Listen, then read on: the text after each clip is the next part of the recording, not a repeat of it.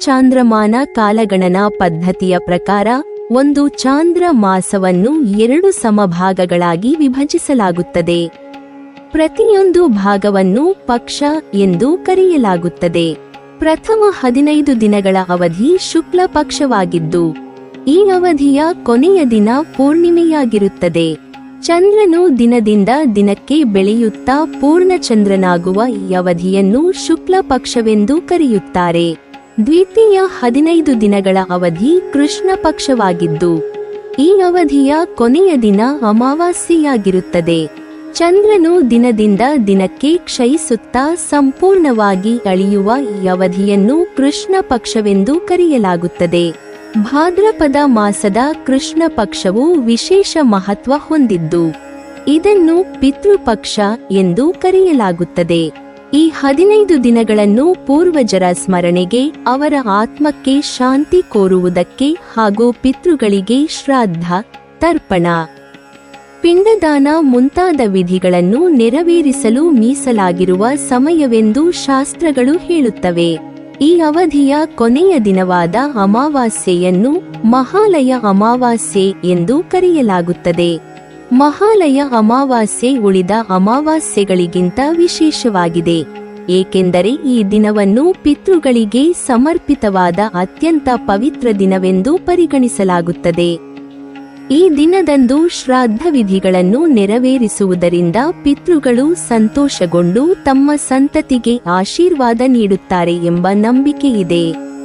ಅವರ ಆತ್ಮಗಳು ತೃಪ್ತಿಗೊಳ್ಳುವುದರಿಂದ ಮನೆತನದಲ್ಲಿ ಶಾಂತಿ, ಐಶ್ವರ್ಯ ಮತ್ತು ಸಮೃದ್ಧಿ ನೆಲೆಸುತ್ತದೆ ಎಂದು ಧಾರ್ಮಿಕ ಗ್ರಂಥಗಳು ಸಾರುತ್ತವೆ.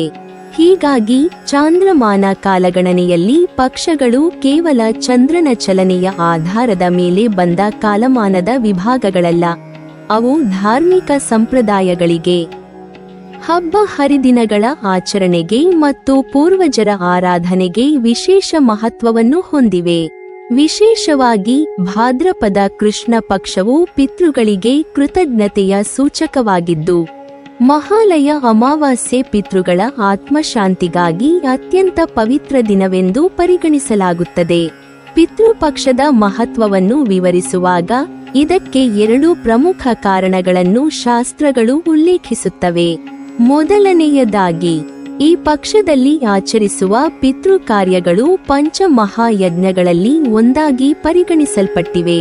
ಹಿಂದೂ ಧಾರ್ಮಿಕ ಸಂಸ್ಕೃತಿಯ ಪ್ರಕಾರ ಮನುಷ್ಯನು ತನ್ನ ಜೀವನವನ್ನು ಶ್ರೇಷ್ಠವಾಗಿ ನಡೆಸಿಕೊಳ್ಳಲು ದೇವತೆಗಳು, ಋಷಿಗಳು, ಪಿತೃಗಳು, ಭೂತಪ್ರಾಣಿ ಮತ್ತು ಅತಿಥಿಗಳೊಂದಿಗೆ ಹೊಂದಾಣಿಕೆಯಿಂದ ಇರಬೇಕು ಎಂಬ ಸಂದೇಶವನ್ನು ಪಂಚಮಹಾಯಜ್ಞಗಳು ಸಾರುತ್ತವೆ.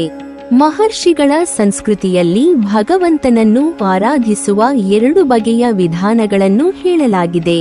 ಮೊದಲನೆಯದು ನೇರವಾದ ಆರಾಧನೆ, ಅಂದರೆ ದೇವರನ್ನು ನೇರವಾಗಿ ಪೂಜಿಸುವುದು.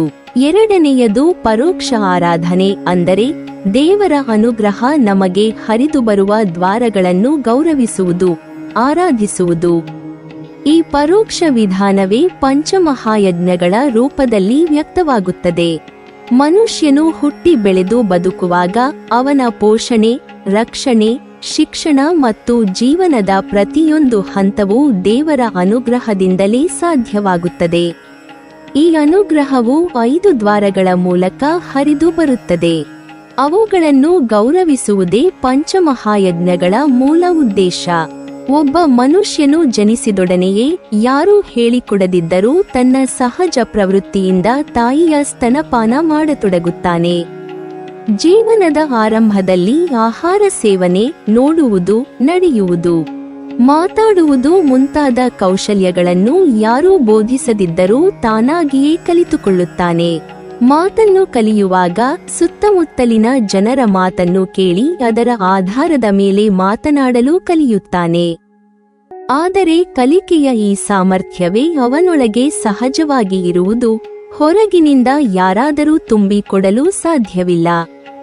ಒಂದು ಮಗು ಜೀವನದ ಆರಂಭದಿಂದಲೇ ತನ್ನ ಬೆಳವಣಿಗೆಗೆ ಬೇಕಾದ ಶಕ್ತಿ ಮತ್ತು ಜ್ಞಾನವನ್ನು ದೇವರ ಅನುಗ್ರಹದಿಂದಲೇ ಪಡೆಯುತ್ತದೆ. ಈ ದೃಷ್ಟಿಕೋನದಿಂದ ನೋಡಿದರೆ ಮನುಷ್ಯನ ಜೀವನಕ್ಕೆ ಸಹಕಾರಿಯಾಗುವ ಎಲ್ಲ ಶಕ್ತಿಗಳನ್ನು ಗೌರವಿಸುವುದು ಧಾರ್ಮಿಕ ಕರ್ತವ್ಯವಾಗುತ್ತದೆ. ದೇವರ ಅನುಗ್ರಹ ಹರಿದು ಬರುವ 5 ದ್ವಾರಗಳು ದೇವತೆಗಳು, ಋಷಿಗಳು, ಪಿತೃಗಳು, ಭೂತ ಪ್ರಾಣಿಗಳು ಮತ್ತು ಅತಿಥಿಗಳು ಇವೆಲ್ಲವೂ ಮನುಷ್ಯನ ಜೀವನದ ಅಂಗಾಂಗಗಳಂತಿವೆ. ಅವುಗಳಿಗೆ ಕೃತಜ್ಞತೆ ಸಲ್ಲಿಸುವುದು, ಪೂಜಿಸುವುದು ಪಂಚಮಹಾಯಜ್ಞಗಳ ಧಾರ್ಮಿಕ ಅರ್ಥವಾಗಿದೆ. ಪಿತೃ ಕಾರ್ಯಗಳು ಇದೇ 5 ಯಜ್ಞಗಳಲ್ಲಿ ಒಂದಾಗಿ ಪರಿಗಣಿಸಲ್ಪಟ್ಟಿರುವುದರಿಂದ ಪಿತೃಪಕ್ಷವು ವಿಶೇಷ ಮಹತ್ವ ಪಡೆದಿದೆ. ಪಿತೃಗಳನ್ನು ಗೌರವಿಸುವುದರಿಂದ ಅವರು ಸಂತೋಷಗೊಂಡು ಕುಟುಂಬಕ್ಕೆ ಆಶೀರ್ವಾದ ನೀಡುತ್ತಾರೆ ಮತ್ತು ಭಗವಂತನ ಅನುಗ್ರಹವು ಇನ್ನಷ್ಟು ಸಲೀಸಾಗಿ ಹರಿದು ಬರುತ್ತದೆ ಎಂಬ ನಂಬಿಕೆಯೂ ಇದೆ. ಈ ಉದಾಹರಣೆಯನ್ನು ಆಳವಾಗಿ ಗಮನಿಸಿದಾಗ ಮನುಷ್ಯನ ಎಲ್ಲ ಇಂದ್ರಿಯಗಳು, ಮನಸ್ಸು ಮತ್ತು ಬುದ್ಧಿಯ ಕಾರ್ಯನಿರ್ವಹಣೆ ಅವನೊಳಗಿರುವ ಸಹಜ ಪ್ರೇರಣೆಯಿಂದಲೇ ನಡೆಯುತ್ತಿರುವುದು ಸ್ಪಷ್ಟವಾಗುತ್ತದೆ. ನಮ್ಮೊಳಗೆ ಅಡಗಿರುವ ಶಕ್ತಿಯೇ ಈ ಪ್ರೇರಣೆಯ ಮೂಲ. ಇಂದ್ರಿಯಗಳು, ಮನಸ್ಸು ಮತ್ತು ಬುದ್ಧಿಗೆ ಕಾರ್ಯಪ್ರವೃತ್ತಿಯನ್ನು ನೀಡುವ ಆಂತರಿಕ ಶಕ್ತಿಗಳನ್ನು ದೇವತೆಗಳು ಎಂದು ಕರೆಯಲಾಗುತ್ತದೆ. ಈ ದೇವತೆಗಳು ಭಗವಂತನ ಅನುಗ್ರಹ ಹರಿದು ಬರುವ ಒಂದು ಪ್ರಮುಖ ದ್ವಾರವಾಗಿದ್ದು, ಇವರಿಗೆ ಕೃತಜ್ಞತೆ ಸಲ್ಲಿಸುವುದು, ಪೂಜಿಸುವುದು, ಸೇವಿಸುವುದನ್ನು ದೇವಯಜ್ಞ ಎಂದು ಶಾಸ್ತ್ರಗಳು ಸಾರುತ್ತವೆ. ಅಂದರೆ ದೇವಯಜ್ಞವು ಕೇವಲ ಬಾಹ್ಯ ಪೂಜೆ ಅಥವಾ ಹೋಮವಷ್ಟೇ ಅಲ್ಲ, ನಮ್ಮೊಳಗಿನ ದೈವಿಕ ಶಕ್ತಿಗಳನ್ನು ಗೌರವಿಸುವ ಒಂದು ಧಾರ್ಮಿಕ ಕೃತ್ಯವಾಗಿದೆ. ಇದೇ ರೀತಿಯಲ್ಲಿ ಮನುಷ್ಯನು ತನ್ನ ಸಾಮಾಜಿಕ ಜೀವನದಲ್ಲಿ ಅನೇಕ ಪಾತ್ರಗಳನ್ನು ವಹಿಸುತ್ತಿದ್ದರೂ ಮಗ, ಮಗಳು, ಸ್ನೇಹಿತ, ಪತಿ, ಪತ್ನಿ, ಉದ್ಯೋಗಿ ಅಥವಾ ನಾಗರಿಕ ತಂದೆತನ ಮತ್ತು ತಾಯಿತನ ಎಂಬ ವಿಶೇಷ ಗುಣಗಳು ಆತನೊಳಗೆ ಸಹಜವಾಗಿ ಮೂಡುತ್ತವೆ. ಈ ತಂದೆತನ ತಾಯಿತನದ ಪ್ರವೃತ್ತಿ, ಮಾನವೀಯ ಕರುಣೆ ಮತ್ತು ಪಾಲನೆ ಪೋಷಣೆಯ ಮನೋಭಾವವು ವ್ಯಕ್ತಿಯಲ್ಲಿ ಹುಟ್ಟುವುದಕ್ಕೆ ಪಿತೃದೇವತೆಗಳೆಂಬ ಆಂತರಿಕ ಶಕ್ತಿಗಳೇ ಕಾರಣ. ಪಿತೃದೇವತೆಗಳು ನಮ್ಮ ಜೀವನದಲ್ಲಿ ಕೇವಲ ಪರೋಕ್ಷವಾಗಿ ಮಾತ್ರವಲ್ಲ, ನೇರವಾಗಿಯೂ ವ್ಯಕ್ತವಾಗುತ್ತವೆ. ಮನುಷ್ಯನು ಹುಟ್ಟಿದ ಕ್ಷಣದಿಂದಲೇ ಅವನ ಪೋಷಣೆ, ರಕ್ಷಣೆ, ಪಾಲನೆ, ಪ್ರೀತಿ ಎಲ್ಲವೂ ತಂದೆ ತಾಯಿಯ ರೂಪದಲ್ಲಿ ನೇರವಾಗಿ ದೊರೆಯುತ್ತದೆ. ಇದೇ ಶಕ್ತಿಗಳು ದೇಹದೊಳಗೆ ಪ್ರೇರಣೆಯಾಗಿ ಕಾರ್ಯನಿರ್ವಹಿಸುತ್ತವೆ. ಈ ಪಿತೃದೇವತೆಗಳಿಗೆ ಕೃತಜ್ಞತೆ ಸಲ್ಲಿಸುವುದನ್ನು ಪಿತೃಯಜ್ಞ ಎಂದು ಕರೆಯಲಾಗುತ್ತದೆ. ಇದು ಪೂರ್ವಜರ ಗೌರವ, ಕುಟುಂಬ ಮೌಲ್ಯಗಳ ಪಾಲನೆ ಮತ್ತು ಜೀವನದ ಮೂಲಾಧಾರಗಳನ್ನು ಸ್ಮರಿಸುವ ಶ್ರೇಷ್ಠ ಧಾರ್ಮಿಕ ಕೃತ್ಯವಾಗಿದೆ. ಹೀಗೆಯೇ ಮನುಷ್ಯನ ಜ್ಞಾನ ಸಾಧನೆಗೆ, ಅವನ ಬುದ್ಧಿಯ ಬೆಳವಣಿಗೆಗೆ, ವಿದ್ಯಾಭ್ಯಾಸಕ್ಕೆ, ಆಧ್ಯಾತ್ಮಿಕ ಅರಿವಿಗೆ ಋಷಿಗಳು ಕಾರಣರಾಗಿರುತ್ತಾರೆ. ಈ ಋಷಿಗಳು ಹೊರಗಿನಿಂದಲೇ ನಮಗೆ ಉಪದೇಶ, ಗ್ರಂಥ, ಶಿಕ್ಷಣದ ರೂಪದಲ್ಲಿ ಸಹಾಯ ಮಾಡುವುದಲ್ಲದೆ ನಮ್ಮೊಳಗೆ ಜ್ಞಾನವನ್ನು ಅರಿಯುವ ಸಾಮರ್ಥ್ಯವನ್ನು ಸಹ ಉಂಟುಮಾಡುತ್ತಾರೆ. ಅವರ ಅನುಗ್ರಹವಿಲ್ಲದೆ ಮನುಷ್ಯನು ಜ್ಞಾನವನ್ನು ಸಂಪೂರ್ಣವಾಗಿ ಅಳವಡಿಸಿಕೊಳ್ಳಲು ಸಾಧ್ಯವಿಲ್ಲ. ಈ ಋಷಿಗಳ ಕೃಪೆಯನ್ನು ಸ್ಮರಿಸಿ ಅವರಿಗೆ ಕೃತಜ್ಞತೆ ಸಲ್ಲಿಸುವುದನ್ನು ಬ್ರಹ್ಮಯಜ್ಞ ಅಥವಾ ಜ್ಞಾನಯಜ್ಞ ಎಂದು ಕರೆಯಲಾಗುತ್ತದೆ. ಇದರ ಜೊತೆಗೆ ಒಬ್ಬ ಮನುಷ್ಯ ಸಮರ್ಥ ಮತ್ತು ಸುಸಂಸ್ಕೃತ ಜೀವನ ನಡೆಸಲು ಸಮಾಜದಲ್ಲಿರುವ ಅನೇಕ ಮನುಷ್ಯರ ಪರಿಶ್ರಮವೂ ಪಾತ್ರವಹಿಸುತ್ತದೆ. ನಮ್ಮ ಬಟ್ಟೆ, ಆಹಾರ, ಮನೆ, ಸಾರಿಗೆ, ಶಿಕ್ಷಣ, ವೈದ್ಯಕೀಯ ಸೇವೆ ಇವೆಲ್ಲವೂ ಅನೇಕ ಜನರ ಶ್ರಮದ ಫಲ. ಇವರಿಗಿರುವ ಕೃತಜ್ಞತೆಯನ್ನು ವ್ಯಕ್ತಪಡಿಸುವುದೇ ಮನುಷ್ಯಯಜ್ಞ. ಈ ಎಲ್ಲ ಯಜ್ಞಗಳು ಸೇರಿ ಪಂಚಮಹಾಯಜ್ಞಗಳಾಗಿ ಪರಿಗಣಿಸಲ್ಪಟ್ಟಿವೆ. ದೇವಯಜ್ಞ, ಪಿತೃಯಜ್ಞ, ಬ್ರಹ್ಮಯಜ್ಞ, ಮನುಷ್ಯಯಜ್ಞ ಹಾಗೂ ಭೂತಯಜ್ಞಗಳ ಮೂಲಕ ಮನುಷ್ಯನು ತನ್ನ ಜೀವನದ ಎಲ್ಲ ಮೂಲಾಧಾರಗಳತ್ತ ಕೃತಜ್ಞತೆಯ ಭಾವದಿಂದ ಜೀವನ ನಡೆಸಲು ಕಲಿಯುತ್ತಾನೆ. ಇದರಿಂದ ಆತನು ಭಗವಂತನ ಅನುಗ್ರಹಕ್ಕೆ ಅರ್ಹನಾಗುತ್ತಾನೆ, ಸಮಾಜದೊಂದಿಗೆ ಸಮನ್ವಯ ಸಾಧಿಸುತ್ತಾನೆ ಮತ್ತು ಆಧ್ಯಾತ್ಮಿಕ ಶಾಂತಿಯನ್ನು ಸಂಪಾದಿಸುತ್ತಾನೆ. ಒಬ್ಬ ಮನುಷ್ಯ ತನ್ನ ಜೀವನವನ್ನು ಸಾಗಿಸಲು ತಿನ್ನುವ ಒಂದೇ ಹೊತ್ತಿನ ಅನ್ನಕ್ಕೂ ಅನೇಕ ಜನರ ಪರಿಶ್ರಮ ಅಡಕವಾಗಿರುತ್ತದೆ. ಕೃಷಿಕನು ಹೊಲದಲ್ಲಿ ಬೆಳೆ ಬೆಳೆಸುತ್ತಾನೆ. ಆ ಬೆಳೆಗಳನ್ನು ಮಾರಾಟಕ್ಕೆ ತರುವ ವ್ಯಾಪಾರಿಗಳು, ಅಡುಗೆ ಮಾಡಲು ಬೇಕಾದ ಸಾಮಗ್ರಿಗಳನ್ನು ಸಿದ್ಧಪಡಿಸುವವರು, ಆಹಾರವನ್ನು ಬೇಯಿಸುವವರು, ಇವರ ಪರಿಶ್ರಮವಿಲ್ಲದೆ ನಾವು ಒಂದೇ ಹೊತ್ತಿನ ಊಟವನ್ನು ಸೇವಿಸಲು ಸಾಧ್ಯವಿಲ್ಲ. ಇದೇ ರೀತಿಯಲ್ಲಿ ನಮ್ಮ ವಸತಿ, ಬಟ್ಟೆ, ಶಿಕ್ಷಣ, ಮನೋರಂಜನೆ, ಉದ್ಯೋಗ, ಸಂಪಾದನೆ, ಪ್ರತಿ ಕ್ಷೇತ್ರದಲ್ಲೂ ಅನೇಕಾನೇಕ ಮನುಷ್ಯರ ಶ್ರಮದ ಭಾಗವಿದೆ. ಯಾರೂ ಸ್ವತಃ ಎಲ್ಲವನ್ನೂ ಸೃಷ್ಟಿಸಿಕೊಂಡು ಬದುಕಲು ಸಾಧ್ಯವಿಲ್ಲ. ಪ್ರತಿಯೊಬ್ಬರೂ ಪರಸ್ಪರ ಅವಲಂಬಿತರಾಗಿದ್ದಾರೆ. ಈ ನಿಜವನ್ನು ಅರಿತು ಮನುಷ್ಯರ ಪರಿಶ್ರಮಕ್ಕೆ ಪ್ರತಿಕ್ರಿಯೆಯಾಗಿ ಕೃತಜ್ಞತೆ ಸಲ್ಲಿಸುವುದೇ ಮನುಷ್ಯಯಜ್ಞ. ಅತಿಥಿ ಸತ್ಕಾರ, ಸೇವೆ, ನೆರವು, ಸಹಾಯ ಈ ಎಲ್ಲವೂ ಮನುಷ್ಯಯಜ್ಞದ ಅಂಗಗಳು. ಇದು ಸಮಾಜದಲ್ಲಿ ಪರಸ್ಪರ ಗೌರವವನ್ನು ಹೆಚ್ಚಿಸುತ್ತದೆ ಮತ್ತು ಮಾನವೀಯತೆಯನ್ನು ಬಲಪಡಿಸುತ್ತದೆ.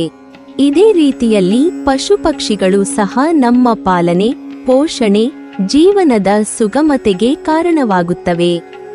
ಹಾಲು, ಎಣ್ಣೆ, ಶಕ್ತಿ, ಸಾರಿಗೆ, ಕೃಷಿ ಹಕ್ಕಿಗಳು, ಮೃಗಗಳು, ಜಲಚರಗಳು ಸಹ ಪ್ರಕೃತಿಯ ಸಮತೋಲನವನ್ನು ಕಾಪಾಡುತ್ತವೆ. ಇವರಿಲ್ಲದೆ ಮಾನವ ಜೀವನ ಸುಲಭವಲ್ಲ. ಈ ಕಾರಣಕ್ಕಾಗಿ ಪಶುಪಕ್ಷಿಗಳಿಗೆ ಆಹಾರ ನೀಡುವುದು, ಕಾಳಜಿ ವಹಿಸುವುದು, ದಯೆ ತೋರಿಸುವುದನ್ನು ಭೂತಯಜ್ಞ ಎಂದು ಕರೆಯಲಾಗಿದೆ. ಇದು ಕೇವಲ ಧಾರ್ಮಿಕ ಕರ್ತವ್ಯವಷ್ಟೇ ಅಲ್ಲ, ಪರಿಸರ ಮತ್ತು ಪ್ರಕೃತಿಯನ್ನು ರಕ್ಷಿಸುವ ಮಾನವೀಯ ಹೊಣೆಗಾರಿಕೆಯೂ ಆಗಿದೆ. ಹೀಗೆ ಭಗವಂತನ ಪೋಷಣೆ ಮತ್ತು ಅನುಗ್ರಹವು ನಮಗೆ ತಲುಪುವ 5 ಪ್ರಮುಖ ದ್ವಾರಗಳಿವೆ: ದೇವತೆಗಳು, ಪಿತೃಗಳು, ಋಷಿಗಳು, ಮನುಷ್ಯರು ಮತ್ತು ಪಶುಪಕ್ಷಿಗಳು. ಈ 5 ಶಕ್ತಿಗಳನ್ನು ಆರಾಧಿಸುವುದು, ಸತ್ಕರಿಸುವುದು, ಕೃತಜ್ಞತೆ ಸಲ್ಲಿಸುವುದು ಒಟ್ಟಾಗಿ ಪಂಚಮಹಾಯಜ್ಞಗಳು ಎಂದು ಕರೆಯಲ್ಪಡುತ್ತದೆ. ದೇವತೆಗಳಿಗೆ ಸಮರ್ಪಣೆ ದೇವಯಜ್ಞ, ಪಿತೃಗಳಿಗೆ ಗೌರವ ಪಿತೃಯಜ್ಞ, ಋಷಿಗಳಿಗೆ ಕೃತಜ್ಞತೆ ಬ್ರಹ್ಮಯಜ್ಞ, ಮನುಷ್ಯರ ಸೇವೆ ಮನುಷ್ಯಯಜ್ಞ, ಪಶುಪಕ್ಷಿಗಳ ಪಾಲನೆ ಭೂತಯಜ್ಞ. ಈ ಪಂಚಮಹಾಯಜ್ಞಗಳಲ್ಲಿ ಪಿತೃಯಜ್ಞವು ಒಂದು ಮಹತ್ವದ ಸ್ಥಾನವನ್ನು ಹೊಂದಿದೆ. ಮನುಷ್ಯನ ಹುಟ್ಟು, ಬೆಳವಣಿಗೆ, ಜೀವನದ ಮೂಲಾಧಾರ ಎಲ್ಲವೂ ಪೂರ್ವಜರ ಕೃಪೆ ಮತ್ತು ಪಾಲನೆಯಿಂದಲೇ ಸಾಧ್ಯವಾಗಿದೆ. ಪಿತೃಗಳನ್ನು ಗೌರವಿಸುವುದರಿಂದ ಅವರು ಸಂತೋಷಗೊಂಡು ಆಶೀರ್ವಾದ ನೀಡುತ್ತಾರೆ ಮತ್ತು ಭಗವಂತನ ಅನುಗ್ರಹವು ಕುಟುಂಬದ ಮೇಲೆ ಹರಿದು ಬರುತ್ತದೆ ಎಂದು ಧಾರ್ಮಿಕ ಗ್ರಂಥಗಳು ಸಾರುತ್ತವೆ. ಈ ಕಾರಣಕ್ಕಾಗಿ ಪಿತೃಯಜ್ಞಕ್ಕೆ ವಿಶೇಷ ಪ್ರಾಮುಖ್ಯತೆಯಿದೆ ಮತ್ತು ಅದನ್ನು ಶಾಸ್ತ್ರೋಕ್ತವಾಗಿ ಆಚರಿಸುವುದು ಪ್ರತಿಯೊಬ್ಬರ ಕರ್ತವ್ಯವೆಂದು ಪರಿಗಣಿಸಲಾಗಿದೆ. ಪಿತೃಪಕ್ಷದ ಮಹತ್ವವನ್ನು ವಿವರಿಸುವ ಮತ್ತೊಂದು ಪ್ರಮುಖ ಕಾರಣವೆಂದರೆ ಈ 15 ದಿನಗಳ ಅವಧಿ ಕಾಲದ ದೃಷ್ಟಿಯಿಂದಲೂ ಅತ್ಯಂತ ವಿಶೇಷವಾದದ್ದು. ಹೇಗೆ ಒಂದು ದಿನದ ಅವಧಿಯಲ್ಲಿ ರಾತ್ರಿ ನಿದ್ರೆಗೆ, ಹಗಲು ಪ್ರವೃತ್ತ ಜೀವನಕ್ಕೆ ಮತ್ತು ಸಂಧ್ಯಾಕಾಲ ಭಗವಂತನ ಆರಾಧನೆಗೆ ಸಮರ್ಪಕವಾಗಿದೆಯೋ, ಅದೇ ರೀತಿಯಲ್ಲಿ ಒಂದು ವರ್ಷದ ಕೆಲ ದಿನಗಳು, ಕೆಲ ಅವಧಿಗಳು ನಿರ್ದಿಷ್ಟ ದೇವತೆಗಳ ಅನುಗ್ರಹವು ವಿಶೇಷವಾಗಿ ಹರಿಯುವ ಸಮಯವೆಂದು ಪರಿಗಣಿಸಲಾಗುತ್ತದೆ. ಹಿಂದೂ ಧಾರ್ಮಿಕ ಸಂಪ್ರದಾಯದಲ್ಲಿ ಪ್ರತಿಯೊಂದು ದೇವತೆಗೆ ಸಂಬಂಧಿಸಿದ ವಿಶೇಷ ದಿನಗಳನ್ನು ಪರ್ವ ಅಥವಾ ಹಬ್ಬ ಎಂದು ಕರೆಯಲಾಗುತ್ತದೆ. ಉದಾಹರಣೆಗೆ, ರಾಮನ ಅನುಗ್ರಹವು ವಿಶೇಷವಾಗಿ ಹರಿಯುವ ದಿನ ರಾಮನವಮಿ, ಶ್ರೀಕೃಷ್ಣನ ಅನುಗ್ರಹವು ತೀವ್ರವಾಗಿರುವ ದಿನ ಕೃಷ್ಣಾಷ್ಟಮಿ, ಗಣೇಶನ ಅನುಗ್ರಹದ ಕಾಲ ಗಣೇಶ ಚತುರ್ಥಿ ಇತ್ಯಾದಿ. ಈ ದಿನಗಳಲ್ಲಿ ಆ ದೇವತೆಯ ಆರಾಧನೆ ಮಾಡಿದರೆ ಅದರ ಫಲ ಅನನ್ಯವಾಗಿ ದೊರೆಯುತ್ತದೆ ಎಂಬುದು ಧಾರ್ಮಿಕ ನಂಬಿಕೆ. ಈ ನಿಟ್ಟಿನಲ್ಲಿ ಪಿತೃದೇವತೆಗಳ ಸಾನ್ನಿಧ್ಯ ವಿಶೇಷವಾಗಿ ಹೆಚ್ಚಾಗಿ ಲಭ್ಯವಾಗುವ ಮತ್ತು ಅವರ ಅನುಗ್ರಹವು ತೀವ್ರವಾಗಿ ಹರಿಯುವ ಅವಧಿ ಎಂದರೆ ಪಿತೃಪಕ್ಷ. ಭಾದ್ರಪದ ಕೃಷ್ಣ ಪಕ್ಷದ ಈ 15 ದಿನಗಳು ಪೂರ್ವಜರ ಆತ್ಮಗಳನ್ನು ಸ್ಮರಿಸಲು ಮತ್ತು ಅವರಿಗೆ ಶ್ರಾದ್ದ, ತರ್ಪಣ ಪಿಂಡದಾನಗಳ ಮೂಲಕ ಕೃತಜ್ಞತೆ ಸಲ್ಲಿಸಲು ಅತ್ಯಂತ ಪವಿತ್ರ ಸಮಯವೆಂದು ಶಾಸ್ತ್ರಗಳು ಸಾರುತ್ತವೆ. ಈ ಅವಧಿಯಲ್ಲಿ ಪಂಚಮಹಾಯಜ್ಞಗಳಲ್ಲಿ ಒಂದಾದ ಪಿತೃಯಜ್ಞವನ್ನು ಆಚರಿಸಿದರೆ ಅದು ಇತರ ಕಾಲಗಳಿಗಿಂತ ಹೆಚ್ಚಾದ ಫಲವನ್ನು ನೀಡುತ್ತದೆ ಎಂದು ಪುರಾಣಗಳು ಹೇಳುತ್ತವೆ. ಏಕೆಂದರೆ ಈ ಸಮಯದಲ್ಲಿ ಪಿತೃದೇವತೆಗಳು ಭೂಮಿಯ ಮೇಲೆ ಸಾನ್ನಿಧ್ಯ ಹೊಂದುತ್ತಾರೆ ಎಂಬ ನಂಬಿಕೆಯಿದೆ. ಅವರು ಸಂತೋಷಗೊಂಡು ಆಶೀರ್ವಾದ ನೀಡಿದರೆ ಕುಟುಂಬಕ್ಕೆ ಆರೋಗ್ಯ, ಐಶ್ವರ್ಯ, ಸಂತಾನ ಸೌಭಾಗ್ಯ ಮತ್ತು ಸಮೃದ್ಧಿ ನೆಲೆಸುತ್ತದೆ. ಹೀಗಾಗಿ ಕಾಲದ ವಿಶೇಷತೆಯ ಕಾರಣದಿಂದಲೇ ಪಿತೃಪಕ್ಷವು ಧಾರ್ಮಿಕ ದೃಷ್ಟಿಯಿಂದ ಅತ್ಯಂತ ಮಹತ್ವ ಪಡೆದಿದೆ. ಇದು ಕೇವಲ ಪೂರ್ವಜರ ಸ್ಮರಣೆಯ ಅವಧಿಯಲ್ಲ, ಭಗವಂತನ ಅನುಗ್ರಹ ಹರಿದು ಬರುವ ದ್ವಾರಗಳಲ್ಲಿ ಒಂದಾದ ಪಿತೃಯಜ್ಞವನ್ನು ಅತ್ಯಂತ ಪರಿಣಾಮಕಾರಿಯಾಗಿ ನೆರವೇರಿಸಲು ಅವಕಾಶ ನೀಡುವ ಅವಧಿಯಾಗಿದೆ. ನೀವಿನ್ನೂ ನಮ್ಮ ಚಾನೆಲ್ ಅನ್ನು ಸಬ್ಸ್ಕ್ರೈಬ್ ಮಾಡಿಲ್ವಾ? ಹಾಗಾದರೆ ಈ ಕೂಡಲೇ ನಮ್ಮ ಇಂದ್ರಜಾಲ ಚಾನೆಲ್ ಅನ್ನು ಸಬ್ಸ್ಕ್ರೈಬ್ ಮಾಡಿ ಮತ್ತು ಪಕ್ಕದಲ್ಲಿರುವ ಬೆಲ್ ಐಕಾನ್ ಅನ್ನು ಕ್ಲಿಕ್ ಮಾಡಿದರೆ ನಮ್ಮ ಹೊಸ ವಿಡಿಯೋಗಳನ್ನು ನೀವು ನೋಡಬಹುದು.